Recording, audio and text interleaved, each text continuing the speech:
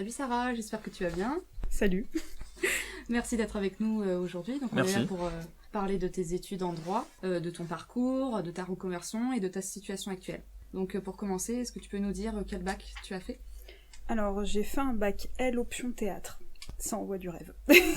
J'ai fait un bac L option théâtre à Paul-et-Loire, à Saint-Denis, et voilà. L'avantage de cette option-là, c'est que tu vas au théâtre très souvent, tout simplement, tu joues des pièces, et je me suis fait une culture générale de dingue. Et donc ensuite, après ce bac-là, qu'est-ce que t'as fait ? Après le bac L, mes profs m'ont conseillé de faire une prépa. Du coup, je suis allée vers ce qu'on appelle une prépa littéraire, Hippocagne et Cagne, que j'ai fait à Claude Monet, dans le 13e, et à Blanqui, à Saint-Ouen. C'était une autre ambiance que le bac option théâtre, mais c'était aussi très bien. Donc tes études en classe préparatoire, qu'est-ce que ça t'a apporté ?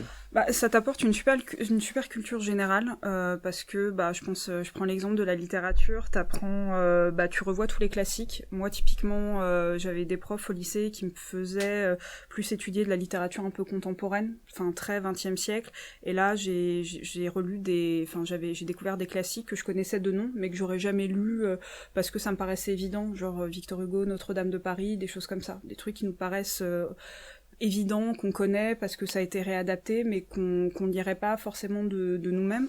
Donc ça m'a forcé à avoir cette culture G-là. Ça m'a appris à avoir une certaine analyse, parce que c'est extrêmement rigoureux, la prépa littéraire, en fait. On t'apprend à avoir de l'esprit critique, à chercher la petite référence qui te permet d'analyser une œuvre. Donc ça, et puis de bosser énormément. Enfin, tu bosses comme une brute. T'apprends vraiment à encaisser une grosse charge de travail. Et moi, ça m'a appris ça. Et donc après toutes ces études orientées plutôt littérature, pourquoi avoir choisi le droit ? Le droit, ça me paraissait concret. Déjà, j'avais beaucoup aimé mes années de prépa littéraire, mais j'étais un peu frustrée parce que je savais pas quoi en faire concrètement. Donc le droit, ça me paraissait à la fois généraliste et en même temps très concret, que ça m'amenait à des métiers. Enfin, je savais l'identifier. Et puis j'avais toujours eu envie de faire du droit, donc c'était aussi l'opportunité de me réorienter. Mmh. Et donc, quelles ambitions tu avais justement en choisissant de t'orienter en droit ? Alors, à l'époque, je voulais tenter l'ENA. Donc, pour faire l'ENA, faut faire du droit public. Alors, j'ai vite changé d'avis en faisant du droit, mais à l'époque, c'était plutôt pour passer des concours, puisque l'avantage du droit, c'est généraliste, et ça vous prépare à plusieurs concours de l'administration, dont l'ENA. Et donc, t'as fait une licence en quoi, pour commencer ? Alors, j'ai fait une licence en droit privé. Et pourquoi le droit privé, justement, et pas le droit public différencié ? Alors j'ai fait ma licence à Paris 1, et en fait, à Paris 1, t'as 3 types de licences en droit privé, enfin, en tout cas, à mon époque. T'as 3 types de licences. T'as la licence droit privé que j'ai choisie, où tu n'as que des matières de droit privé. Tu peux choisir des matières de droit public à option, mais moi, c'était vraiment le droit du travail, le droit des sociétés qui m'intéressait. Tu as le parcours indifférencié que je ne voulais surtout pas choisir en raison de la matière droit administratif des biens, qui mêlait les deux matières droit administratif et droit des biens, qui étaient les pires matières au monde pour moi en droit. Enfin, je veux dire, j'avais eu 2. Donc le but, c'était pareil, de valider dans un optique de validation, voilà. Et droit public, je me suis rendu compte que je détestais ça. Donc autant rester en droit privé et en plus valider. Donc je me suis lancée pour me spécialiser en droit privé, mais pareil, ça me paraissait pas concret. J'avais tous mes amis qui, à cette époque-là, qui savaient exactement ce qu'ils voulaient faire. Droit social, droit des affaires, ils savaient exactement. Moi, j'en avais aucune idée, et du coup, cette année, je l'ai un peu prise à reculons, en fait. Du coup, j'ai complètement, j'ai pas vraiment réussi mon année. Je l'ai même complètement foirée. Et donc, en fait, au moment où je savais que j'allais redoubler, je me suis dit qu'il fallait que je prenne une année sabbatique pour savoir exactement ce que j'allais faire. Je me voyais pas réenchaîner une année, réviser les mêmes matières. J'avais jamais redoublé de ma vie en plus, donc j'étais le cliché de la bonne élève, donc prépa, droit et redoublement.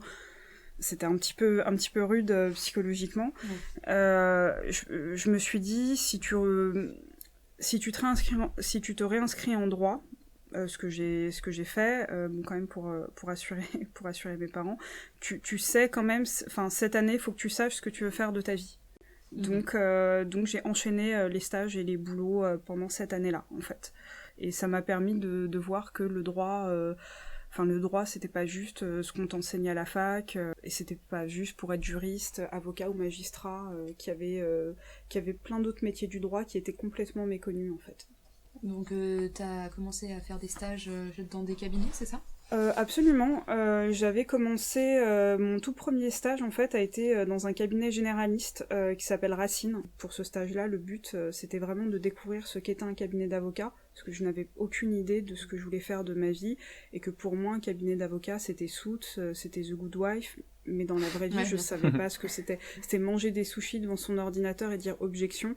C'était pas voilà, j'avais vraiment porté un tailleur, mais je savais pas du tout ce que c'était la vie en cab, et ce stage-là en fait a complètement répondu à mes attentes, puisque j'ai pu aller au département de communication juridique, métier que j'ignorais totalement. Ça m'a permis d'avoir une vue sur tous les départements du cabinet, de connaître tous les collaborateurs, tous les associés, de savoir exactement qui faisait quoi. Ça m'a permis de savoir, de connaître tous les clients en fait du cabinet, comment ils travaillaient, et surtout de voir qu'un cabinet d'avocats, comme une entreprise lambda, en fait, a de vrais besoins en communication, et en même temps, il faut avoir une certaine connaissance du monde juridique. Mon expérience chez Racine a vraiment été géniale. J'ai vraiment eu un coup de cœur pour mon maître de stage, qui a été extrêmement bienveillant, qui a vraiment fait office qui a été un mentor, quoi. J'ai pas d'autres explications. Qui m'a vraiment appris tout son métier. Et je me suis dit, est-ce que ce serait pas le moment d'arrêter le droit pour vraiment faire que de la communication juridique ? Du coup, pour être sûre, j'ai eu l'opportunité de faire un stage dans un cabinet anglo-saxon assez réputé qui s'appelle Baker & McKenzie. Donc c'est un très très gros cabinet. Et la particularité de ce cabinet d'avocats, c'est qu'il a été créé exclusivement pour se développer à l'international. Leur but étant de suivre leurs clients partout où ces clients étaient implantés dans le monde. Donc là, ce stage-là, ça a été un peu la montée en niveau en fait. Ça a été hyper exigeant. Voilà, ça m'a appris une rigueur que j'avais pas forcément. Je suis quelqu'un d'un un peu plus détendu d'habitude. C'était dur, ouais. Ouais, c'est simple. À l'époque, je disais, j'ai appris que le 0 défaut était le minimum de ce qu'ils attendaient.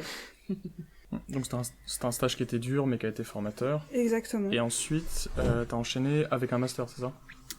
Non, en fait, j'ai encore enchaîné avec un stage au service relations sociales, c'était même pas un stage, c'était un job d'été, en fait. Et après ça, effectivement, je suis rentrée en master.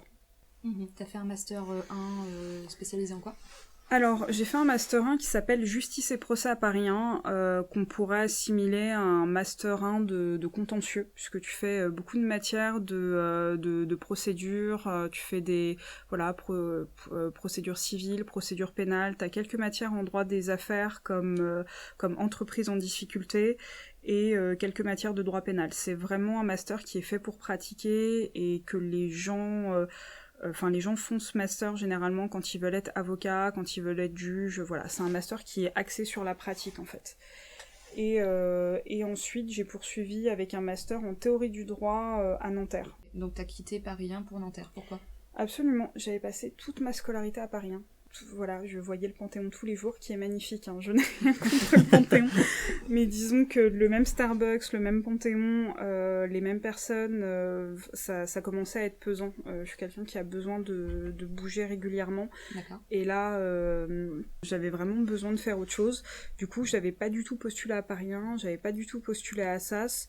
J'avais pris le master de Nanterre pour la simple et bonne raison qu'il était co-dirigé par l'école de hautes études et des sciences sociales, donc le HESS, et Normal Sup Ulm. Donc quand t'as fait une prépa littéraire, Normal Sup, ça te parle, donc tu dis je vais y aller. Et le fait qu'il soit dirigé par 3 entités, dont 2 qui sont pas forcément sur le droit, le côté interdisciplinaire m'avait beaucoup plu en fait. Voilà, et le fait que c'était pas à Paris. D'accord. J'avais aussi postulé pour droit de la vigne et du vin, qui était mon premier choix, et je n'ai pas été prise, et c'est encore une blessure dans ma vie. Voilà. Donc, est-ce que tu peux nous dire un petit peu les points positifs que t'ont apporté ton Master 2, Sarah ? Alors, déjà, ce que je disais, le fait que ce soit un Master 2 qui soit co-dirigé et par une université, et par une grande école, et par le HESS qui est aussi une grande école, t'as 3 façons de penser différentes. Et du coup, ça te sort du M2 habituel où t'es qu'à la fac. Ouais. Donc t'as vraiment le côté interdisciplinaire qui a une vraie valeur ajoutée. À l'EHESS, par exemple, c'est pas un cours lambda, c'est des séminaires, en fait, que tu suis, donc ta façon de travailler, elle change totalement dans ce que t'as à rendre, t'es pas sur des exposés, t'es sur vraiment selon ce que veut le professeur, et t'as une très très grande liberté, chose que j'avais pas l'impression d'avoir avant. L'autre chose qui m'a vraiment plu dans ce Master 2-là, et aussi qui est commun au Master 2 juridique à Nanterre, c'est que tu as la possibilité d'être dans une clinique juridique. Ça permet à de bons étudiants en droit, là en l'espèce t'es en Master 2, donc on suppose que t'es pas trop mauvais, donc voilà, que la sélection a déjà été faite, de travailler sur des cas réels. D'accord, donc en fait là il est même plus question de cours, en fait ça vient remplacer les cours. Exactement. Moi, t'avais la possibilité, en fait, parce que la clinique juridique, c'est extrêmement prenant. Ça te prend vraiment beaucoup, beaucoup de temps, un peu comme un stage à plein temps, quoi. Ça te fait énormément travailler. T'avais la possibilité, en fait, de choisir la clinique juridique et de squeezer certaines matières. Ok. Et donc, après ton Master 2, t'as enchaîné avec un stage ? Après mon Master 2, oui. J'ai tenté le CRFPA. D'accord. Je m'y étais inscrite vraiment pour voir. Alors le CRFPA, c'est le concours d'entrée à l'école du barreau. C'est un examen assez sélectif qui te permet de rentrer à l'école du barreau où ensuite tu deviens avocat. T'as tes 18 mois de formation, tu prêtes serment et t'es avocat. Donc j'y étais allée un peu pour voir, parce que j'avais une de mes meilleures amies qui le passait. Donc on s'est dit, allez, on le passe ensemble. Enfin, elle l'avait vraiment révisé. Donc j'ai vu que mes notes, je l'avais pas eu, mais mes notes pour quelqu'un qui n'a pas révisé étaient vraiment pas trop mauvaises. Donc non, vraiment, je me suis soit c'est la chance, soit voilà. Je m'étais tapé. Petite fierté alors quand même. Ouais, j'avais eu un 12 en note de synthèse. J'avais jamais fait de prépa, parce que en fait, en gros, tous les étudiants prennent une prépa privée en été. C'est un truc qui coûte 2 000 €. Voilà, donc c'est un investissement de passer le CRFPA. Et moi, je voulais pas. J'y suis allée vraiment dilettante en fait. Je m'étais inscrite, mais sans plus. Du coup, j'y étais allée un peu au talent, et ouais, j'avais eu 12 en note de synthèse, et ça m'a fait bien donner confiance en moi. Donc, je m'étais tapé un 4 en pénal, mais ça, c'est une autre histoire. Bon, le talent a ses limites. Et du coup, oui, à l'issue de mon M2, en fait, j'ai fait un stage en cabinet d'avocat, dans un cabinet qui s'appelle DLA Piper à Paris, qui est un cabinet anglo-saxon. Et très vite, en fait, ils m'ont proposé un CDI. Ok. Au bout de 2 mois. D'accord. Donc, ouais. Donc tu peux nous en dire un peu plus sur tes missions alors oui, ouais, bien sûr. J'étais au département qu'on appelle Knowledge Management. C'est un département où tu fais beaucoup de veille juridique en fait. Ça s'adresse à des cabinets qui ont les moyens en fait d'avoir un département qui est entièrement dédié à s'actualiser sur ce qui se fait en droit, en pratique et en doctrine. Et particularité de DLA a quelques clients en santé. Ça m'a permis en fait d'approcher ce milieu-là. Et ça m'a permis aussi de m'intéresser au digital, tout ce qui se faisait en ligne en matière de santé, qui mêlait les deux. Au point de rédiger un livre blanc sur le digital qui a été publié en 2017 chez Option Finance. C'est carrément tout un hors-série en fait qui est dédié à un truc qui t'intéresse. Et je me suis dit, mais ça me suffit pas juste un livre blanc, ça m'a carrément donné envie de faire une thèse en fait. D'accord. Donc là de partir pour un doctorat encore. Exactement. D'accord. En fait, ce qui m'avait motivé, déjà l'intérêt du sujet, de travailler, parce que effectivement là du coup je suis doctorante, je suis en 3e année de thèse en histoire des sciences contemporaines où j'écris une thèse sur l'impact du digital sur l'industrie pharmaceutique. J'y étudie les enjeux éthiques, juridiques et environnementaux dans le domaine de la santé. Je m'intéresse à tout ce qui se fait en matière de e-santé. Donc du coup, je suis doctorante depuis 3 ans. Je suis en train de rédiger ma thèse actuellement. Et je travaille également comme juriste 3 jours par semaine dans un petit cabinet d'audit où je suis juriste généraliste. Et je travaille particulièrement sur des questions de droit social, de droit du travail et sur le RGPD. Okay. Voilà. D'accord. Super. Donc maintenant, en fait, on aimerait savoir un petit peu qu'est-ce que tu as ressenti, en fait, comment ça s'est passé pour toi, comment tu l'as vécu, et surtout le changement entre le lycée et l'université, parce que c'est 2 mondes qui sont assez différents. Comment ce changement s'est passé pour toi ? En fait, avant d'aller à l'université, je suis passée par la prépa. Le passage lycée prépa, pour moi, ça a été extrêmement... j'allais dire violent entre guillemets. Si, c'est une forme de violence. Ouais, non, ça a été assez rude. Déjà, personne m'avait prévenu que la prépa c'est quelque chose de dur. J'aurais bien voulu qu'on me prévienne. Du coup, je vous préviens aujourd'hui, on n'a pas de vie pendant 2 ans. Et donc oui, j'étais hyper intimidée. Déjà, je venais d'un lycée à Saint-Denis, donc aller en prépa à Paris, ça intimide un peu, quoi. Il y a un petit choc des cultures. Enfin, j'étais un peu intimidée, et surtout le niveau qu'on attendait me semblait énorme, quoi, parce qu'on nous préparait à passer Normal Sup, et Normal Sup c'était décrit comme un Graal. En gros, on vous dit vous allez passer un truc que vous n'allez jamais avoir. Oui, mais quel est l'intérêt de le passer? Donc voilà, du coup, quand je suis allée en droit, je me sentais vachement mieux, en fait. Et j'avais un peu 2 ans de prépa derrière moi, et donc je me suis dit, tu vas à l'université, ça va aller. C'est, voilà. Et puis aussi, ça me paraissait concret. Et alors pour toi, ça serait quoi les qualités requises pour aller en droit, en fait ? Qu'est-ce qu'il faut pour aller en droit ? La détermination. Ok. Clairement, la détermination. La première année de droit est décourageante. Parce que comme je le disais, elle est ultra généraliste. T'as l'impression d'avoir passé une année, avoir appris des trucs par cœur, et tu ne sais pas exactement pourquoi. Et la deuxième qualité, je dirais qu'il faut être curieux. Puisque le droit, c'est un truc que j'ai appris par mes stages. Le droit, ça mène absolument à tout. J'ai découvert ce que c'était de la communication juridique, des relations presse, entre guillemets, enfin dans le domaine juridique, mais quand même dans le côté un peu média.